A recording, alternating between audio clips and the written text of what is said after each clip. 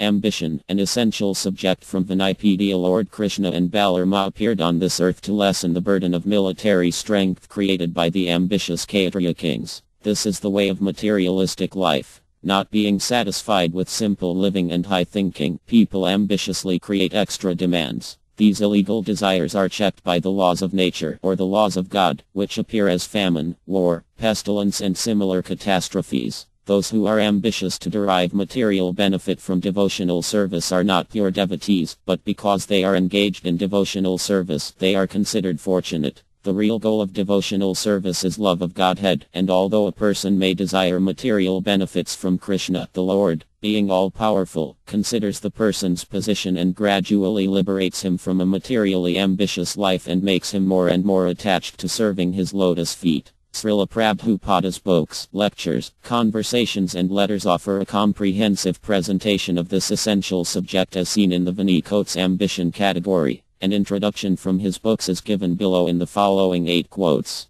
Quotes from Srila Prabhupada's books. The prime inclination of the materialistic mind is to lord it over the material world, and all the cities mentioned above are features of domination over the world. The devotees of the Lord are not ambitious to dominate a false and temporary phenomenon. On the contrary, a devotee wants to be dominated by the Supreme Predominator, the Lord. A desire to serve the Lord, the Supreme Predominator, is spiritual or transcendental, and one has to attain this purification of the mind and the senses to get admission into the spiritual kingdom. Armad Bh Gavatam 2.2. 22. Those who try the impossible are irrational and over-ambitious. Everyone has to proceed gradually, placing each step securely before taking the next one. In this way one will ultimately reach the goal. Renunciation through Wisdom, Chapter 3.4. The ambitious conditioned soul wants to be very happy in this material world with his family, but he is compared to a traveler in the forest who desires to climb a hill full of thorns and small stones. Armad Bh Gavatam 5.13. 8. When the senses are engaged in devotional service to HKA, then the senses are completely satisfied.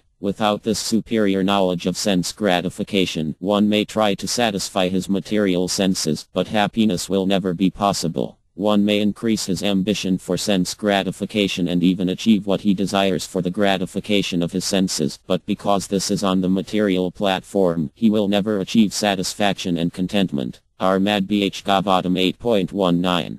24. So many nationalists, economists and other ambitious persons have tried for happiness, individually or collectively, but history proves that they have all been frustrated. Armad Bh Gavatam 7.7. 41. A devotee should not be very enthusiastic about attaining any material goal. He should not be like persons who engage in fruitive activities, who work very hard day and night to attain material rewards. All such persons have some ambition to become a very big businessman, to become a great industrialist, to become a great poet or philosopher. But they do not know that even if their ambition is fulfilled, the result is temporary. As soon as the body is finished, all material achievements are also finished. And Radha Bhakti Astra, Chapter 5. Although karmas and bhaktas may work in the same place, at the same time, with the same energy and with the same ambition, they achieve different results. The karmas transmigrate through different bodies in the cycle of birth and death, sometimes going upward and sometimes downward, thus suffering the results of their actions in the karma chakra, the cycle of birth and death.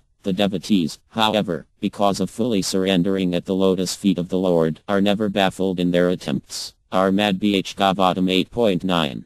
28. At the present moment the so-called executive heads are more or less selected from materially ambitious persons who simply look after their own personal interests. They have no knowledge of the stras. In other words, the executive heads are fools and rascals in the strict sense of the terms, and the people in general are dross. This combination of fools and rascals and dross cannot bring about peace and prosperity in this world. Armad Bh Gavatam 4.20. 15.